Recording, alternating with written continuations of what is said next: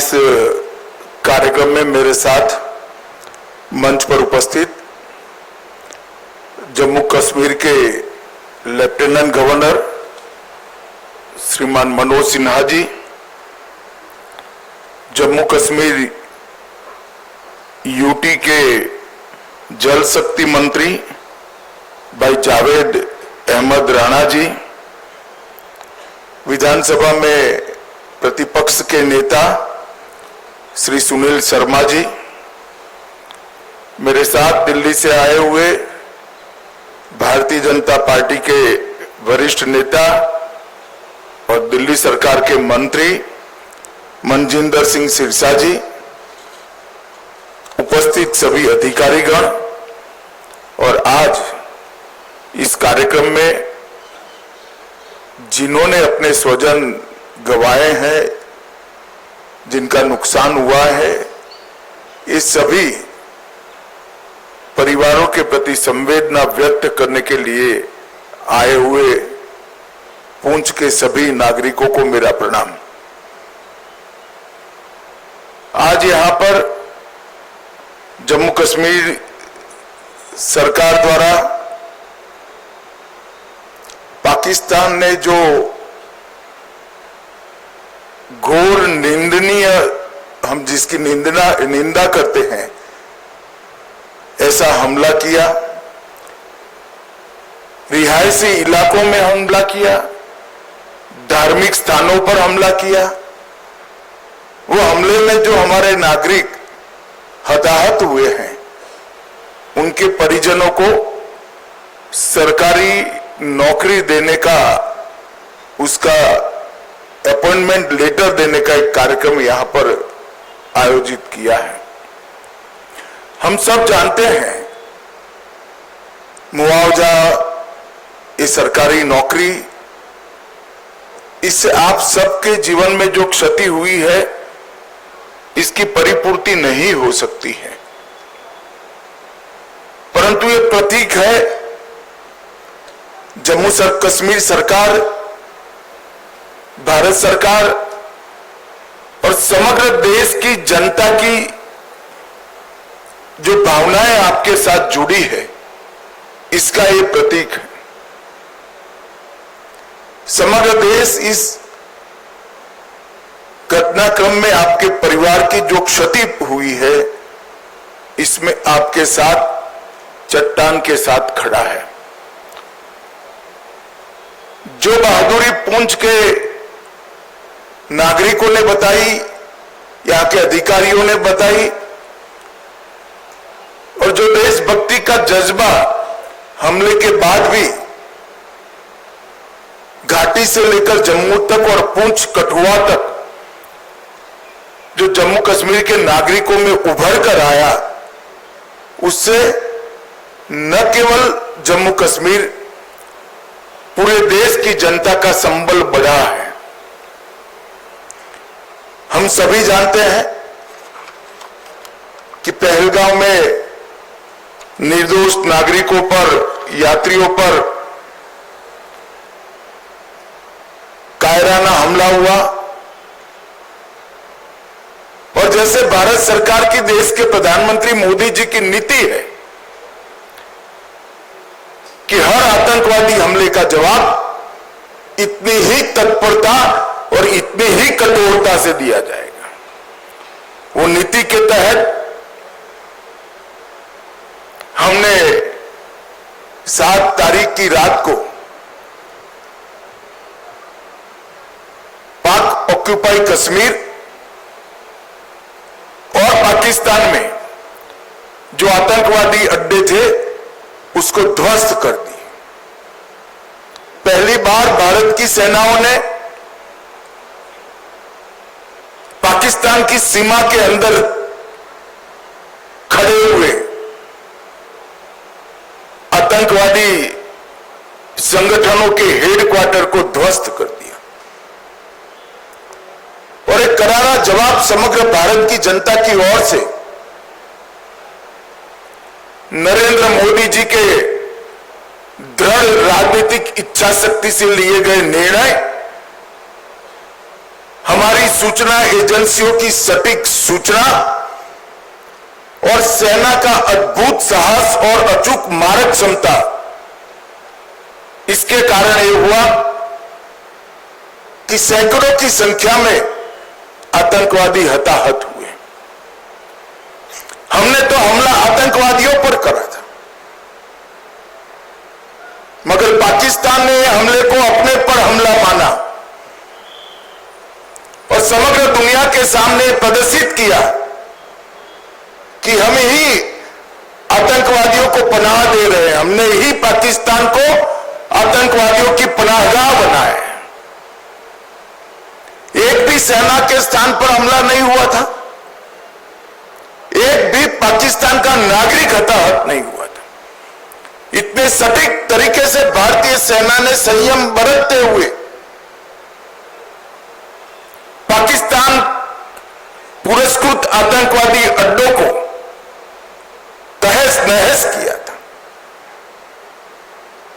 और बौखलाए हुए पाकिस्तान ने क्या किया? दूसरे दिन भारत में जम्मू कश्मीर में रिहायशी इलाकों में गोलीबारी, और इसका सबसे बड़ा नुकसान हमारे पुंछ को हुआ। पुंछ में शायद आजादी के बाद पहली बार गोलीबारी हुई, मगर पुंछ के साथ साथ सभी जगह पे रिहायशी इलाकों पर, गुरुद्वारों पर, मंदिरों पर, मदरसों पर गोलीबारी करने का काम पाकिस्तान ने किया। और आज पूरी दुनिया पाकिस्तान के हमले की घोर निंदा करती है। और जब पाकिस्तान ने हमारे रिहायशी इलाकों पर, नागरिकों पर, निहत्थे नागरिकों पर हमला किया, तब भारतीय सेना ने इसका भी सटीक जवाब दिया और उनके 9 हवाई अड्डों को, उनकी मारक क्षमता को क्षतिग्रस्त कर कर एक मजबूत जवाब दिया, जिसके कारण उनको समझौते के लिए आगे आना पड़ा। ये पूरा घटनाक्रम भारत की सुरक्षा नीति को दुनिया के सामने घटनाओं के आधार पर जाहिर करने वाला रहा है कि भारत के नागरिकों पर, भारत के निर्दोष व्यक्तियों पर, भारत की सेना पर और भारत की सीमा पर किसी भी प्रकार का अतिक्रमण भारत सहन नहीं करेगा। किसी भी प्रकार का आक्रमण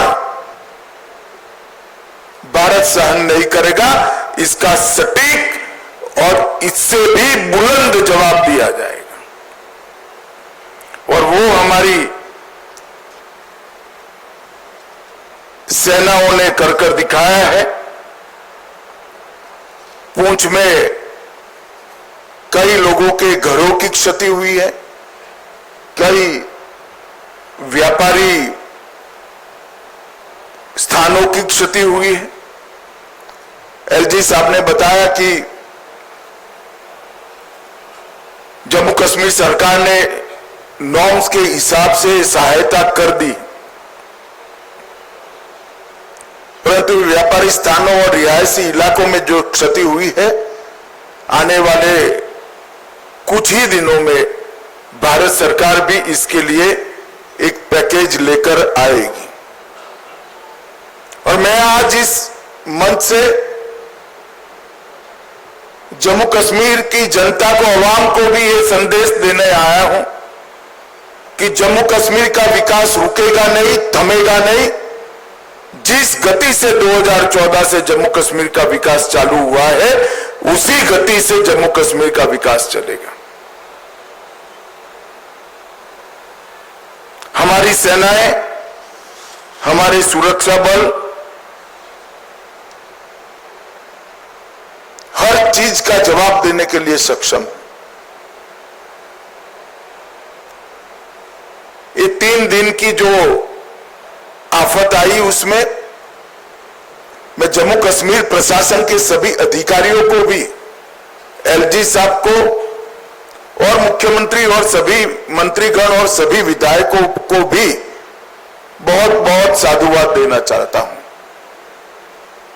क्योंकि हरदम प्रशासन जनता के साथ खड़ा हुआ दिखा, हर जगह प्रशासन मौजूद था और एक सीनियर अधिकारी को भी अपना बलिदान देना पड़ा।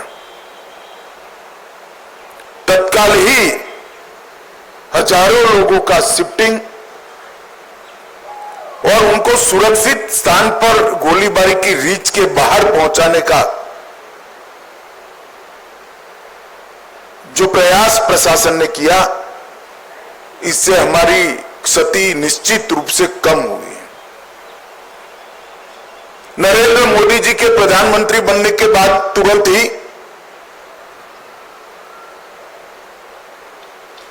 बंकर्स को बनाने का निर्णय लिया गया था। हमारे सीमांत क्षेत्र के अंदर लगभग 9,500 से ज्यादा बंकर बनाए गए और ये बंकर इन 3 दिनों में हमारे नागरिकों की जान बचाने में बहुत काम आए हैं। आज ही मैंने सुबह एलजी साहब से, अधिकारियों से चर्चा की है। अभी की गोलीबारी को देखते हुए और बड़ी मात्रा में बंकर भारत सरकार बनाएगी, जिससे आपदा के समय में हमारे नागरिकों को बचाया जा सके। मैं यहां से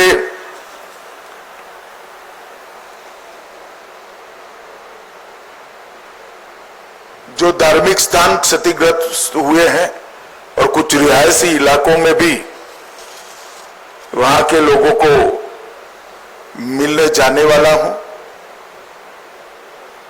आज जिन परिवारों की क्षति हुई है, इस सभी परिवारों के प्रति मैं गहरी संवेदना व्यक्त करता हूं। पूरा देश, जम्मू कश्मीर सरकार, भारत सरकार आपके साथ चट्टान की तरह खड़े हैं